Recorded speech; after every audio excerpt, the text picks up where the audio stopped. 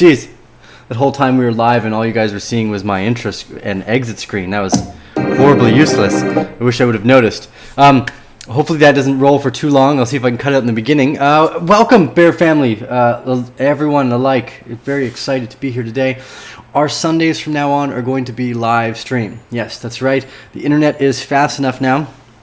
So we can do a live stream once every Sunday. So between 7 to 9 a.m. as long as I'm not doing something ridiculous on that Sunday, which does sometimes happen.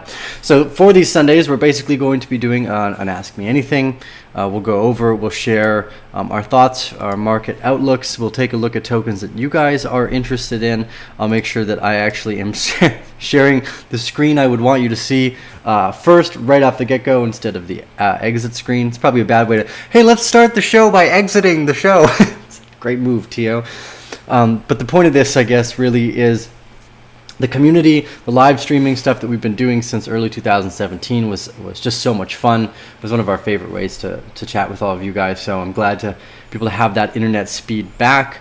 The other thing we're working on now is we're actually working on a vlog probably today and tomorrow, going over what it was like to buy and build in Costa Rica. So for anyone that cares, or even if you don't care, I guess you're gonna hear it anyways. We built this house here. It's for 1,400 square feet in about 110 days from raw land to me moved in. So we have already done a video about what it was like to buy property here. So I want to do a video about what it was like to actually build the house, and the art. I don't know if we've never done really a house tour either. But you can see in the back we've got this beautiful piece of wood here. It looks like a tree. This is actually, oh wait, you guys you're gonna want a bigger screen here just for a second. This there we go. This in the background here. This is actually petrified. This thing is like, there we go. This is rock hard. It's not as easy to point at the tree as you'd think. This is a rock hard tree. Anyway, so we'll go over some of the fun stuff, like what it was like to build the house in the vlogs. So for those of you that are new to the channel, obviously, we have an eclectic range of content. We've had a lot of fun with building, I guess, these vlogs, the live stream, the newsletter, the community in general over the last year. It's been such a wild and fascinating discovery for me. You know, I've worked in the marketing and advertising space for other people for a really long time, and Arcane Bear was the first time I actually decided to do it for my own ideas, my own thoughts. We've spent no money on marketing and advertising aside from when we go to the turtle conservation or the orphanages. That's the only money we've spent towards marketing and advertising, but we're going to up that now. So we've started to build infographics. We've got multiple newsletters coming out. Those are for the private Bear Den members, an ebook that we're writing. So now that we're moving into, I guess, we're just going to double down on the organic marketing, which is creating more content for you guys, not just through the private Bear Den, but now through the regular channel as well. So keep your eyes out for all those videos. I think I've ranted enough, probably given you guys enough time for other people to show up. Bitcoin's price is currently fluctuating around the $5,100 mark, although you still have this massive differentiating price between Bitfinex, and all the other exchanges. So here, Bitfinex currently sitting at $5,500, and then on Coinbase we're sitting around $51.60. So this is, I wouldn't call it an arbitrage opportunity. I don't really look for stuff like that, although that's generally what you would call this. The fluctuation in between the prices, I think, really goes to show what it's like to. Still the centralized points of failure in this ecosystem are either the places where you trade, your wallets, or people itself. I think it was one of the big arguments that was made for the lack of decentralization against Craig Wright. And I actually loved seeing this too, because he was always so huffy-puffy about how he was like the inventor of this decentralized idea. And then for him to get delisted from Binance just shows that the failure points for their, I guess, even adoption is going to come through centralized authority in one way or another. And this is something we're always going to have to keep an eye on. One of the interesting parts, I think, more so than decentralization, was always deflation. And that happened to a technology regardless. The fact that technology ate money and now money is deflationary, that is a huge fucking win. Like, we still have not grasped what that means, and I don't think we will very quickly. I think it will take quite a bit of time for us to get there, but if we're correct, we're going to see massive moves in Bitcoin over the next few years, somewhere into the millions to maybe even hundreds of millions of dollars, because this could become the global remittance and settlement structure, and that's massive. Anyways, I want to go over something I was reading on Hacker Noon today. I will actually post this down in the comments section below, so I'm sorry, I actually haven't done that yet, but this is a great little article. This was forwarded by Tour as well. Basically, they're looking at the phase 2 and the phase 3 possibilities, and they had the phase 3 possibilities, possibility 1 and possibility 2, drawn out to the exact same way we did. So it's kind of a self-reinforcing prophecy, but if and he actually speculates that he believes phase possibility 1 will be what occurs. So that possibility 1 is we consolidate between the $3,500 and $3,000 and the $6,900 area, all the way up to actually through till 2020. So that's a differentiation between ours. I actually think this, if possibility 1 is the case, we would actually finish by the mid of 2019 into 2020. So that'll be interesting, because actually it's almost an identical timeline. Yeah, look, he has the identical timeline that we did as well. Geez. For possibility 1, the extension moving us into higher high, or I guess recent highs, into the beginning of 2020. And whereas possibility 2, the lowered range down into the $1,600 area, which they map out here quite nicely as well, would again then extend out into the beginning of the bull market in the beginning of 2020. So both of these possibilities are exactly the same as what we had thought. So this is interesting. I love when we see this, when we see other people come up with very similar ideas. Again, he's betting on possibility 1. Tour agrees. I'm sitting at 50-50 right now, you know, and I'll show you why, I'm sitting 50-50. So everyone, keep your questions.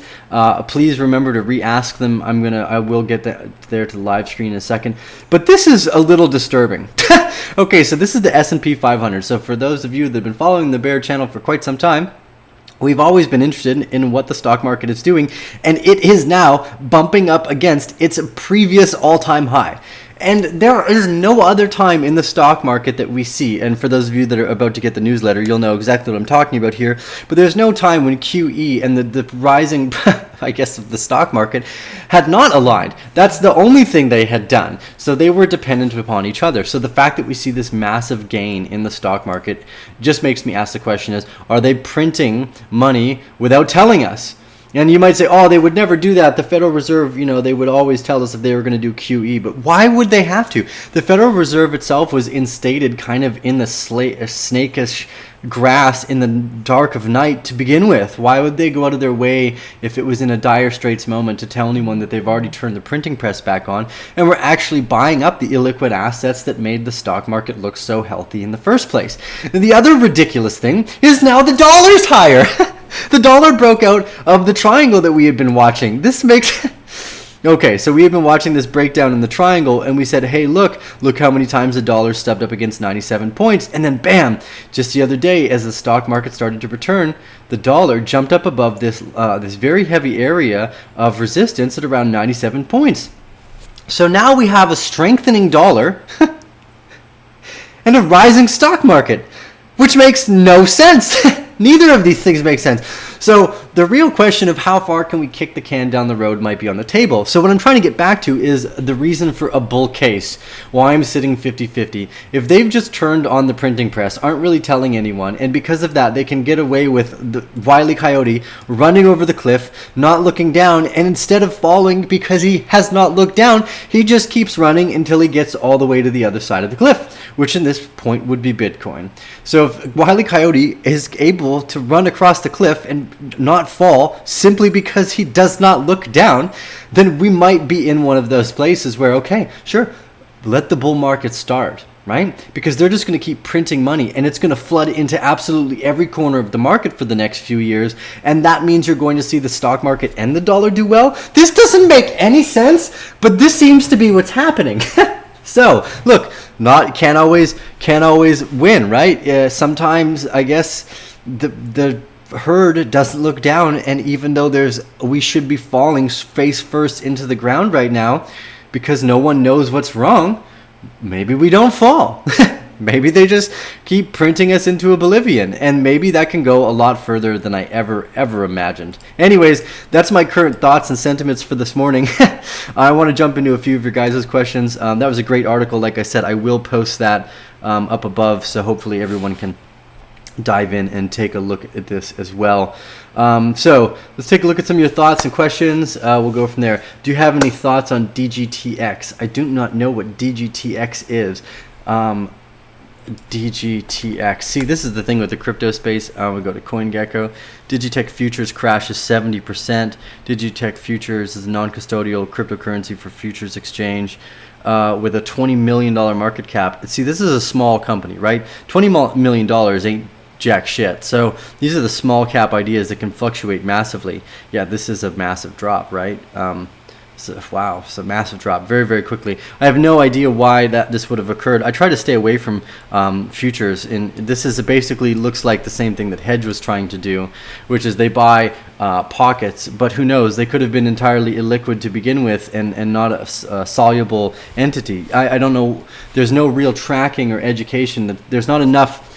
See, this is the thing about regulation, right? Regulation, people are like, oh my God, they're lying about Bitfinex. It's like the prices of Bitcoin may have never have gotten so high if there was not wash trading. Imagine if you remove all the wash trading, does the price go up or down? We don't know. It might actually been of benefit for all of this nonsense to be taking place for the prices in the first place.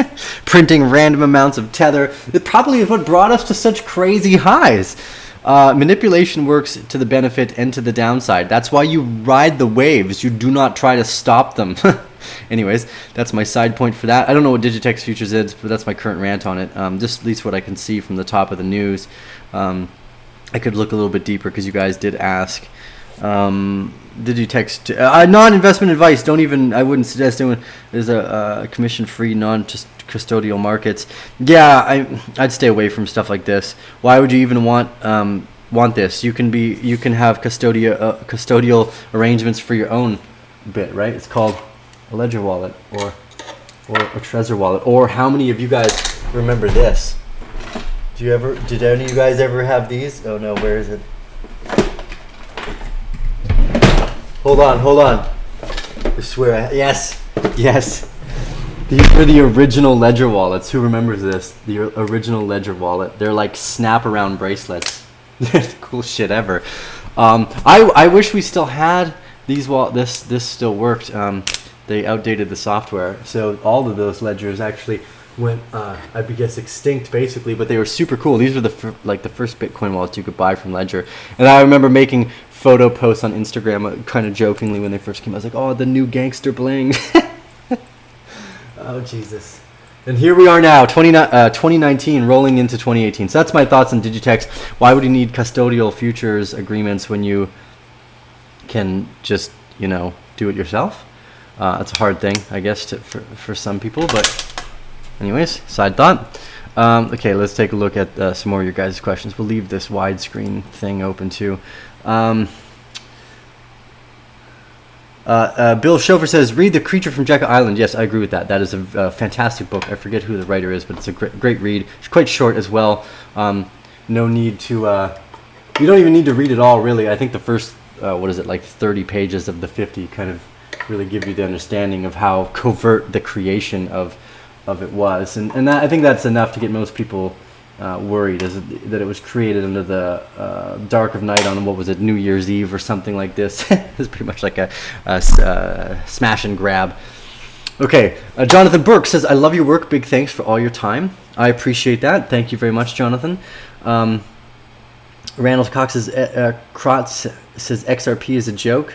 I agree with this, although people are crazy. I also agree with that, which could... so whatever.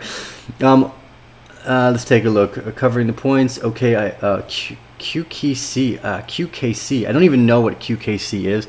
So this is the thing. I mean, I'm like, okay, well, here we go. QKC. What's this, right? Cork chain. God damn it. So much nonsense. I mean, I don't know. Maybe it's a fantastic project. I couldn't tell you. But it's just it's so much for one person to try to keep up with. And look at this, down from a high of 30 cents to 2 cents right now. So, well, it's at the bottom. That's always a good sign. Bitbox, sponsored exchange, Crypto.com sponsored exchange. They're getting heads up right now. It's fine. Binance, Upbit, Litecoin. I don't even know what to say. QKC is a token based on today's Mex coins, Etherscan, Quark chain. Let's see here. I don't know. It's doesn't give me enough fast info, and their website is impressively slow. Quarkchain.io. Let's see how this one goes. Flexible, scalable user or yeah. See, this is the thing about blockchain for enterprise. It's not that valuable. It's valuable under user use case, but that's different, right? Blockchain needs the front, like Facebook already has the front end for a bunch of this stuff. They might be the first to it'll be really interesting. YouTube as well. They have the underlying infrastructure for the mass adoption to take place very quickly because they already have the massive amounts of people there. Right? I mean, this is one of the things that Bitcoin has an advantage. It's been around since 2008. It's been kicking it for quite some time, and that's not easy for any company, not even just a company, let alone adoption of a technology. It's crazy. So I'm not sure. I wouldn't touch it, but maybe there's some. I mean, I won't look at the charts right now. I'll just give my short opinion just from the rough sketch. I try to stay basically in the top 10 nowadays, unless I see something that's really impressive. Like, oh crap, I don't even remember their name. We had a big PDF being written up about them. It's in our Trello board somewhere here. I don't want to show everyone the work we're doing, so I'll give you my face back. But let's see. What was it? What the hell were they called? This is like, there's a few companies that I've been paying attention to in the background. We were writing an equity level report on these guys. You guys will know, one of you guys, Algorand. Yeah, check out Algorand. Yeah, those guys are gangsters. But anyways, that's a side note. Check out Algorand. Don't want to show you the Trello boards. Let's go back to the questions. Again, this is just question and answer time. Every Sunday, that's what we'll do. Every Sunday, I swear, we have fast enough internet to do this now. Once a week, okay? Let's take a look at more of your questions.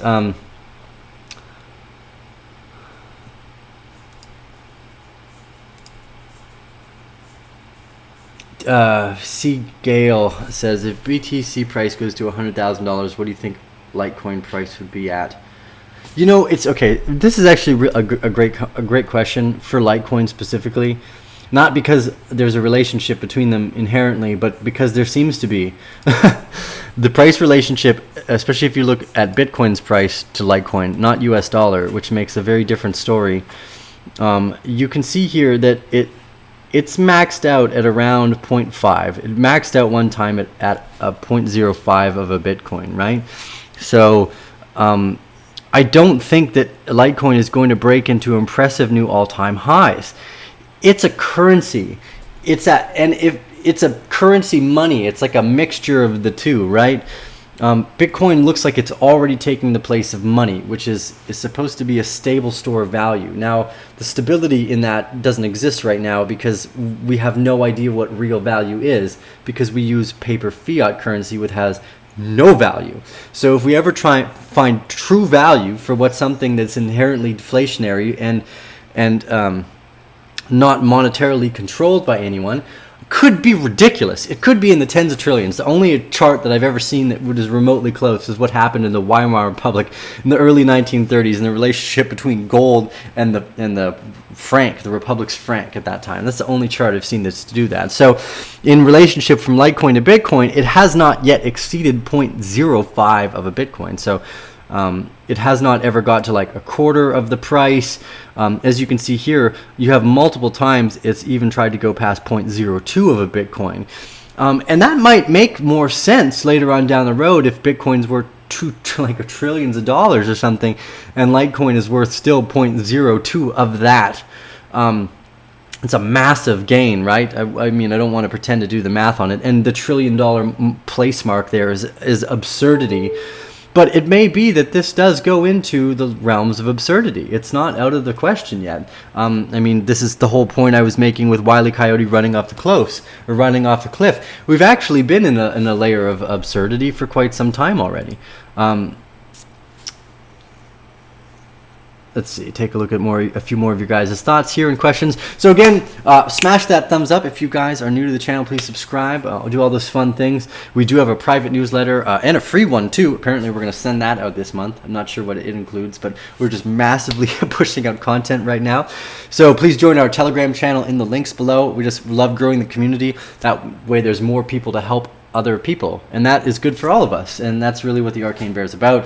It has way more to do with you guys than me. Nice. Percy says QKC has a great team behind it. See, I don't know, I didn't look deeply enough into it, and depending on where it's trading right now, you might find that it has a fantastic breakout because it's a rather illiquid market, and you might be able to trade it. So from a technical standpoint, okay, let's look at QKC from a technical standpoint so I don't sound like an ass just about what it is. Oh, and look, it's on Binance too, so it's not totally illiquid. Okay, let's take it back, right? We knew it was on Binance. Here we see that same drop down from 30 cents. Now we're seeing it in Bitcoin's price.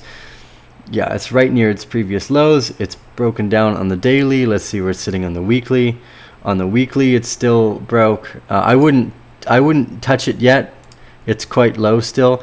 I mean, and it just had a previous run in September of 2018. It had a 200% run in September, right? So it might be able to do a bounce like that up again, although only if we zoom in on the time charts do we see something that looks tasty. So it's much too short of an interest for me. On the 1 hour here, it's just gone above the cloud. So you might be able to see a short-term bounce up to here, especially depending on what Bitcoin does. We haven't even really looked at Bitcoin yet today, but I'm sure everyone's feeling the sideways consolidation. And now that we know I'm sitting 50-50 right now, because we'll know very quickly. 'Cause my sentiments don't change easily. But yes, they're both possibilities are there. So QKC, again, from a technical standpoint, if it breaks down a little further, yeah, you could see a massive run here. And I didn't look at what its market cap was. $50 million market cap. Yeah, again, so it's a small market cap token. It's had 12 million in trading over the last 24 hours. I don't know where that's coming from necessarily. I guess it is on Binance, so let's not be too cocky about its illiquidity. Again, you know, on the 1 hour, it doesn't look so bad, and you might see this fast run here. It's going to be a 30% run if it does break on to the upside. But again, I don't really see this. Most of the strength has been in selling.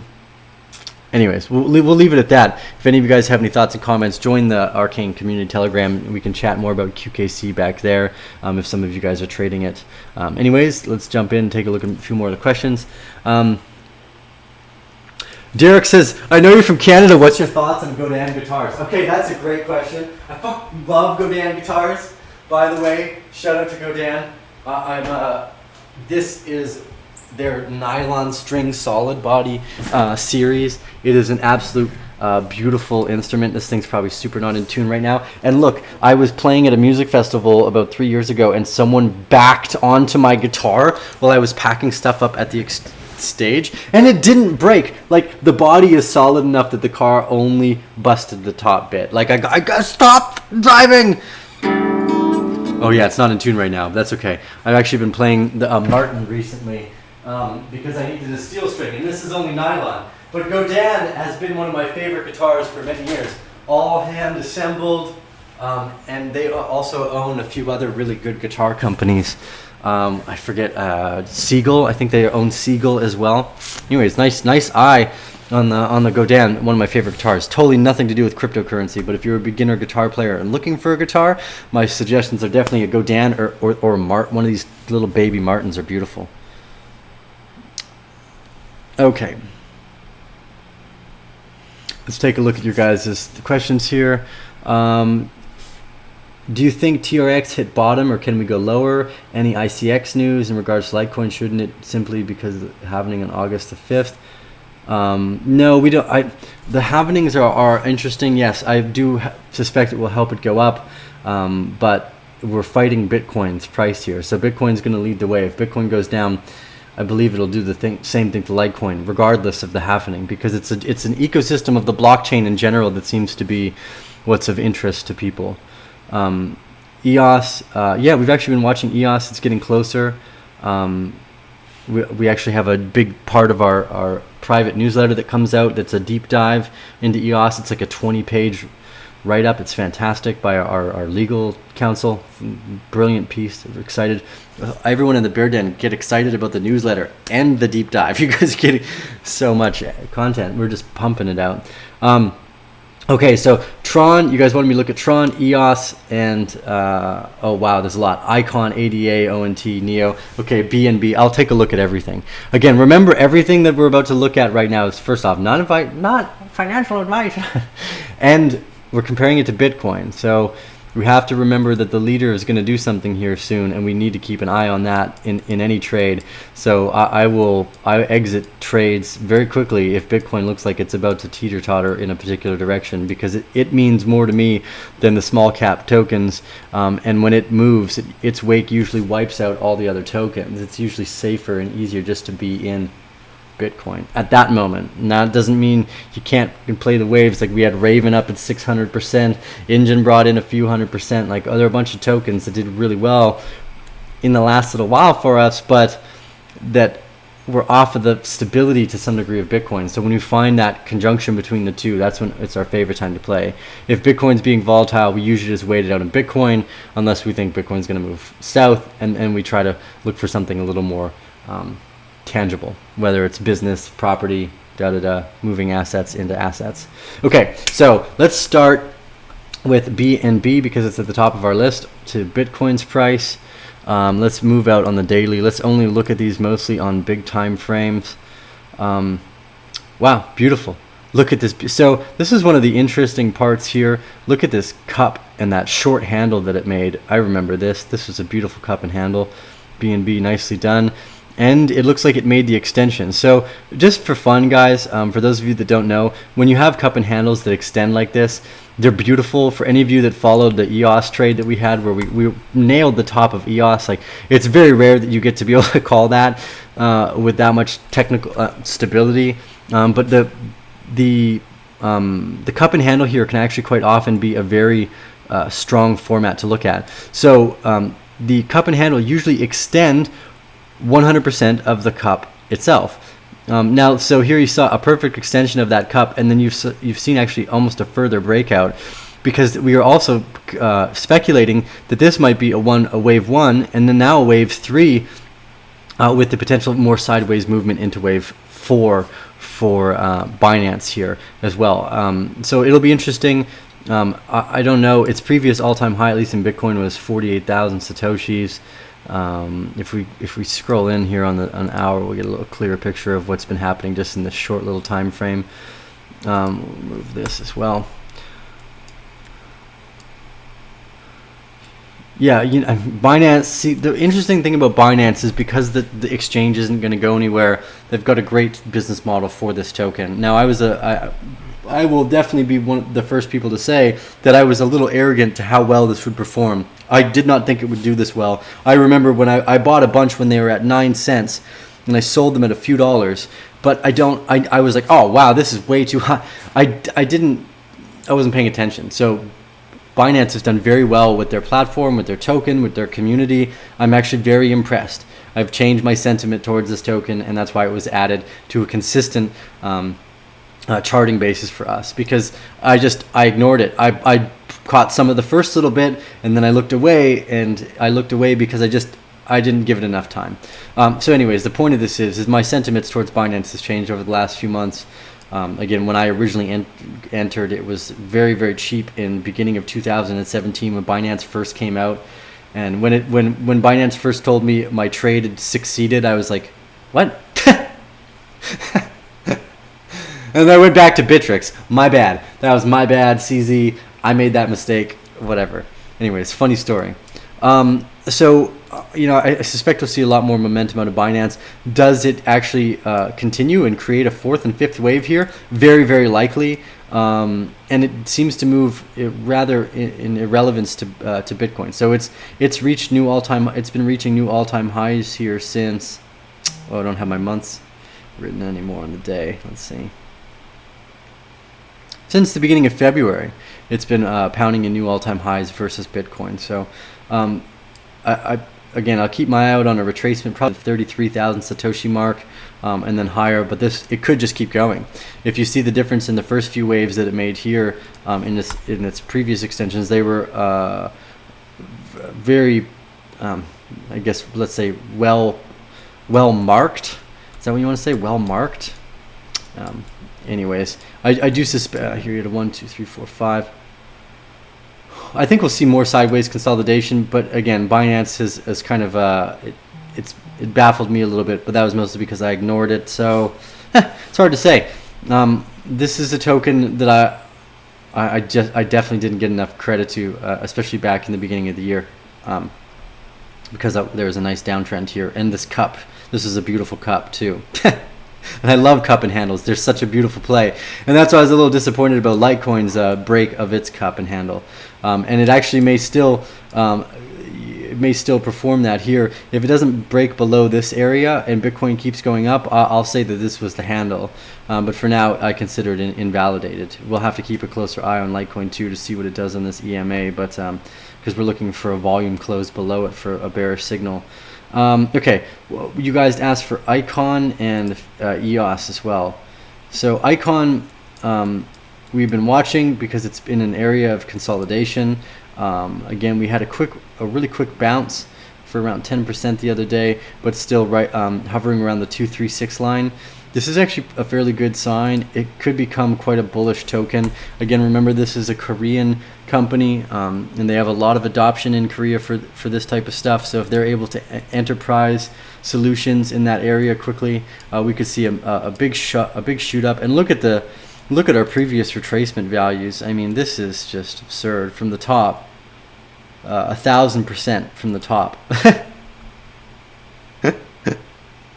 That's a brilliant move downwards. It's been sold to its absolute bottom. Let's take a look at ICX on. Is the stream still going smoothly? I hope so. I'm not even sure. Just kind of ranting off in the background, hoping everything's going well.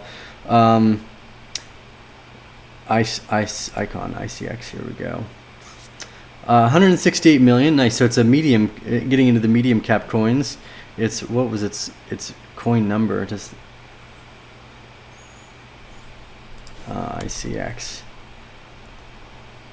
number 42, so it's in the top 50, and its market cap is quite low. This one's interesting to us for sure. That's why it's on our private bear den notes as well. I'm gonna wait for a little bit more consolidation and see what Bitcoin's price does before I get too heady about any of these ones, because there are a few that are in this particular area right now. But on the daily, it's been in a short signal. Same with on the weekly. It's not, even on the weekly too. So I wouldn't look for anything unless it's on showing me a bit more of a positive breakout, because it still has it could go further down, as we saw with something like WAN chain as well. Although it's been holding this 236 retracement area quite a lot of stability. So we'll keep an eye on that. Currently sitting at 0.66 or 666 satoshis. Way to go, Icon, embracing the devil there for a moment. Okay, random rant Sundays with Tiho. Let's see what other nonsense we can get to. Let's see what you guys said. Oh no way! Was my face up that whole time? Oh Jesus! Okay, here we go. My face was up that whole time. So with Icon, I'll just really quickly show you this because there wasn't a whole lot I didn't actually show you guys too much technical information. See, with Icon, it's down 1,000% from the top. I'm sorry I didn't show you guys the screen. I need another computer window open so I can see the chat. I should actually open up. I'm going to start opening it up on my iPad for the live days so that I can see what you guys are saying at the same time. That way, if I do something silly, like show you my face while I'm charting, I can actually solve those. So this is day 1 of live streaming again with Tiho. It's basically like back to the drawing board. But yeah, remember to be able to fix those things. Okay. Angus Coote says LTC is looking strong. Yeah, again, my main sentiment here is watching for Bitcoin. Why do you think prices are not breaking out if people are turning Tether into real crypto? See, again, market sentiment has very little to do with fundamentals, what I've noticed over the last few years. It has a lot more to do with people's emotions. So we would just be patient with that one there.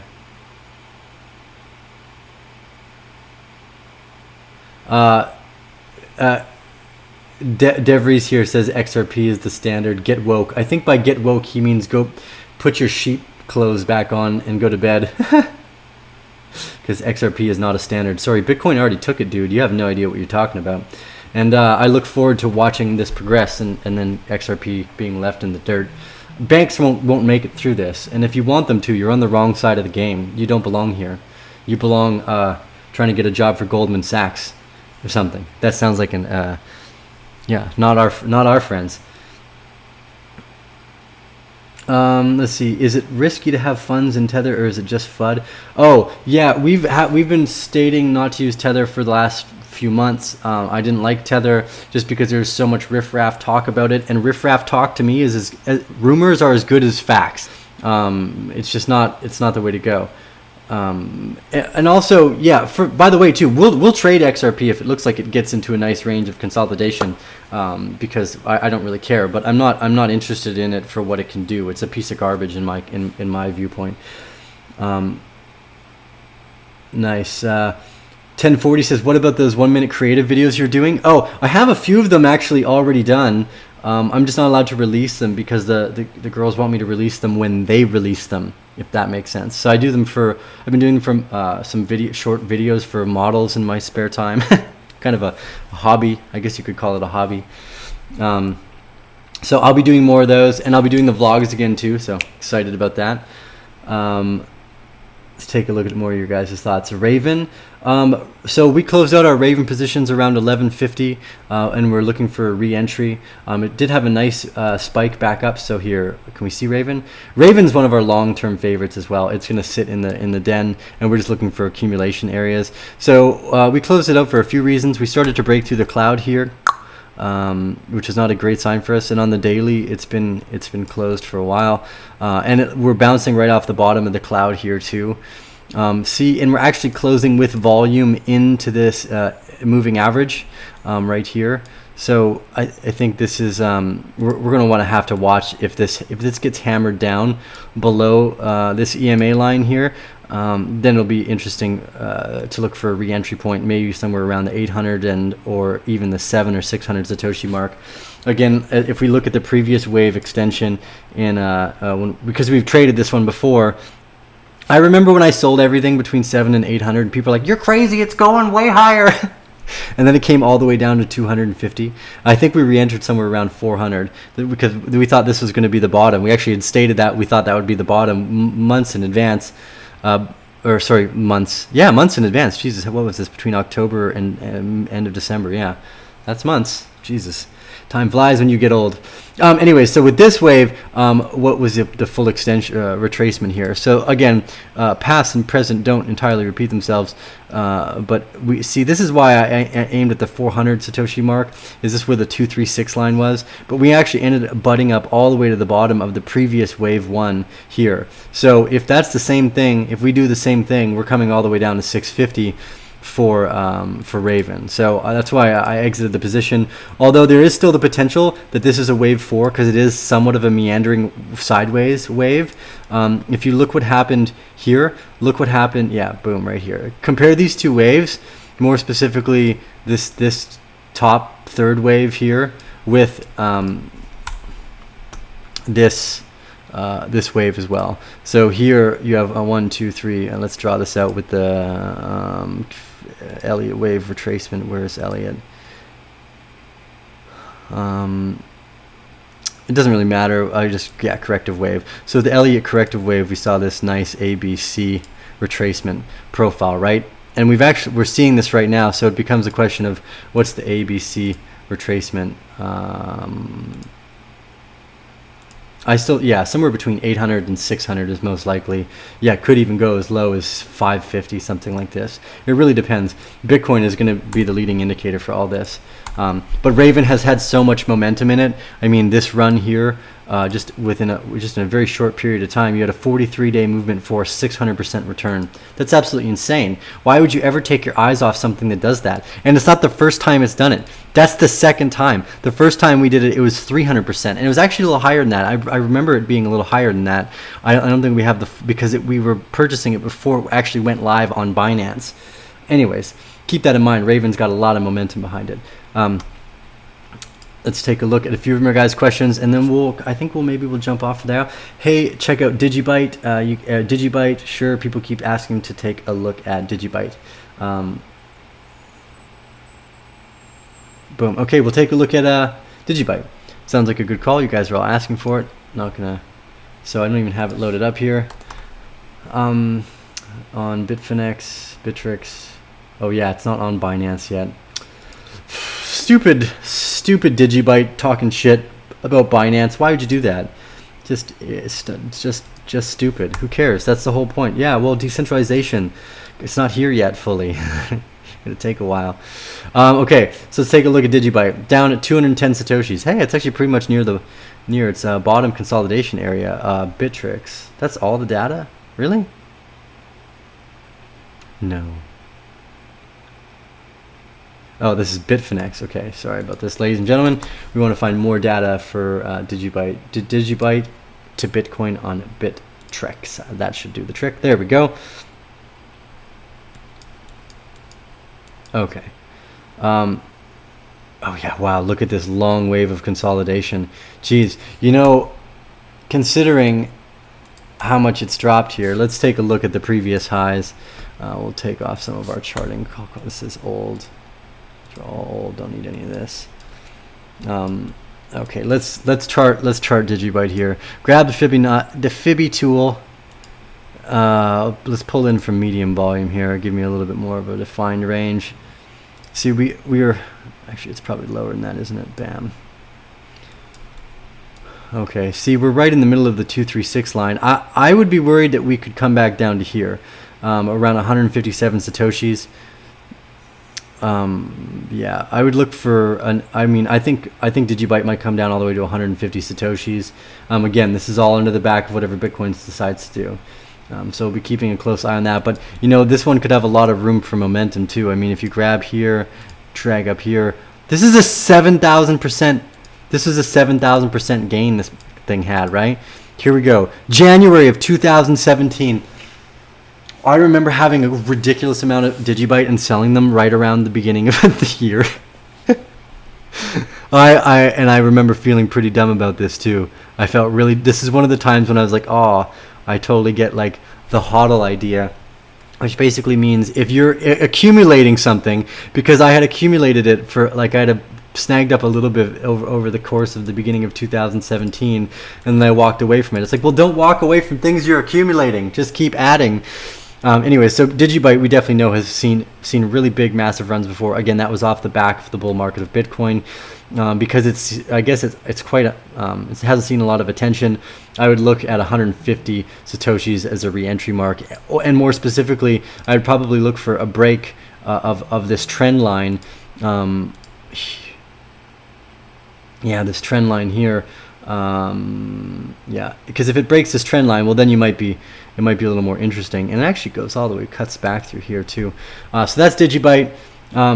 Not in an area of accumulation for me yet, because it still seems like it could come all the way back down to wave one of around 150 satoshis. Anyways, we'll leave it at that. Sunday morning rants at Tiho. It's been a fantastic time.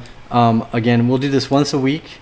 It's the for everybody show. You can ask me whatever silly questions you guys would like. We'll go from there. We've had a fantastic time with you all this morning. I hope you guys have a great day. Remember to get your questions ready for next week. Join our community Telegram channel. There's over 2,500 people in there, usually 200 people online at any given moment. If you guys would like as well, you can sign up for our private newsletter and private Telegram channels, which we're producing a book. So every week you get a new chapter in the book, whether it's about Fibonacci or Elliott waves. We're also producing a newsletter and apparently a once-a-month deep dive. So the value is enormous. I'm actually really impressed. Bear admins, everyone that's been working to help put the newsletter and all the content together. Thank you guys. What a beautiful ride that's been. I look forward to the next months as we grow together and the impact marketing that we're going to be doing together. So I've made it a personal statement that Arcane Bear will use its marketing and advertising dollars every month or every 2 or 3 months to build campaigns to go. I think we're actually looking at building a schoolhouse in Zimbabwe. Our friend owns an orphanage out there. They have over 1,300 kids, and they need some extra help and the space. So we are thinking about, okay, well, if we can build a classroom, so we're building out the budgets and all this fun stuff of how much it would cost to get people over there, to get insurance and da-da-da-da-da. So hopefully we'll have those ready for you guys in the next few months. But that's what we're going to use all of our budgets for. So don't expect to see any shill YouTube or Facebook advertisements from us. We're just going to spend it on helping other people. It's been one of my main drives for this. So thank you guys all for supporting us. Smash thumbs up and subscribe to PewDiePie. We'll see you guys on the other side.